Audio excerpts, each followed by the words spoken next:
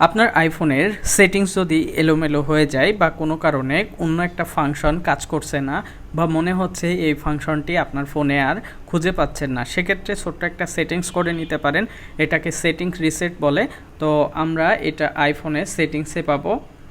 এই রিসেটটা যদি আপনি করেন তাহলে আপনার ফোনের কোনো ডাটা কিন্তু রিমুভ হবে না, জাস্ট আপনার ফোনের যে সেটিংসগুলো আছে সেই সেটিংসগুলো আবার নতুনের মতো হয়ে যাবে। তো সেটিংস থেকে জেনারেলে আসবেন, জেনারেলে আসার পরে একবারে নিচে আসবেন, এখানে ট্রান্সফার ও রিসেট আইফোন এই অপশনটিতে ট্যাপ করবেন।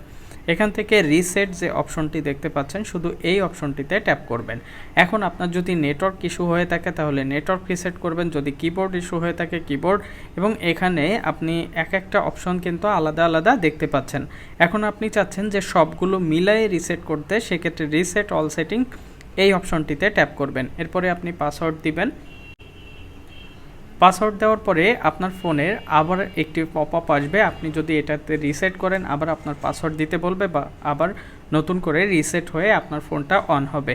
তো এক্ষেত্রে আপনার কোনো ডকুমেন্ট চেঞ্জ হবে না বা মুছে যাবে না, শুধু আপনার যে সেটিংসগুলো থাকে সেগুলো আবার নতুন করে নিতে হবে, যেমন অ্যাসিস্টিভ টাচ বা এখান থেকে কন্ট্রোল প্যানেলে নতুন কিছু অ্যাড করে থাকলে সেগুলো আপনাকে নতুন করে অ্যাড করে নিতে হবে। তো ছোটোখাটো সমস্যার জন্য আপনারা চাইলে রিসেট করে নিতে পারেন।